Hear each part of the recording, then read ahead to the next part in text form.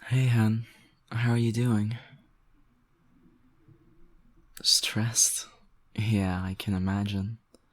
Maybe it's best if you were to take a break right about now. You've been studying since the morning, and I haven't seen you leave your room at all. Calm down, calm down. There's no need to yell. Let's just breathe in and out, okay?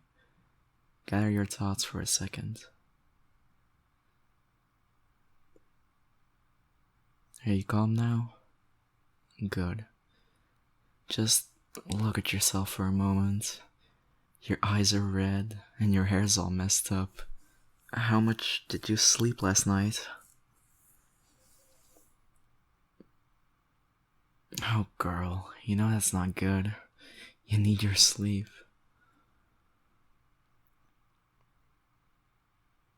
I get that midterms can be stressful, but a lot of people have fear of failure, especially for exams.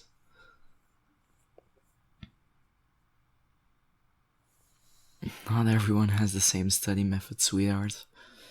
Based on how stressed and tired you look, you should change it up.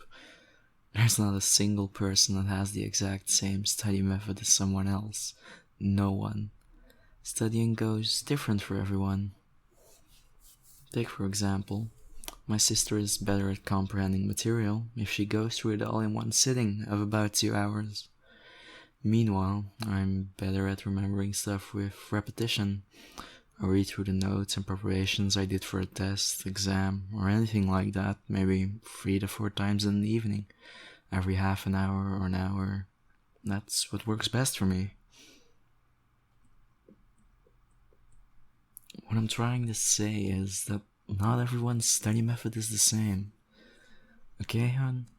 Take a step back and try a few different things. Okay, now let's get to the second issue here. I'm talking about the way you plan your studying, sweetie. From the looks of it, you maybe got 2 hours of sleep, at the most. So, let's start with planning. This is something that you can do next exam period, a few weeks before the exams or midterms start. I want you to write down how much time you plan to spend on studying, when you'll take a break, and how long those will be. That way, you'll have a much clearer sight of what's to come. Then, if I judge your study method from this, I can see it takes you quite a while to remember everything. That's perfectly fine, of course. It's a lot of material to take in at once, after all. So, this kind of goes hand in hand with the planning.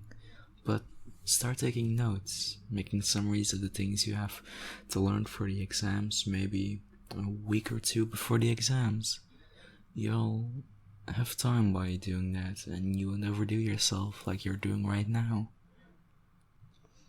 Lastly, we've gotta talk about taking breaks, okay, hon?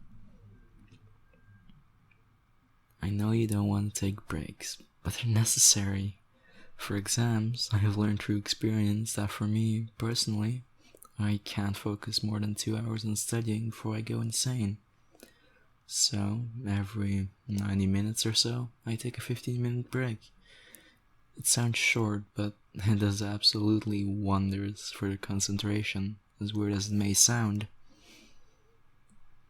You say that you're not great at midterms, but hon, I've seen your midterm results of last year. They were pretty good, you know. Are you sure you're not just putting too much pressure on yourself to do really well? Midterms and exams don't say whether or not you're bad at school. You could have great grades, but mediocre midterms, and to be honest, that's fine. What I'm trying to say is, midterms and exams don't define how good of a student you are. All they do is test your ability to remember a large amount of information, and not everyone's good in that. As long as you try your best and your grades during classes keep being good, I'll be happy, sweetie. Now come on, You need a break for a bit. Let's get you cleaned up and go to your favorite coffee shop.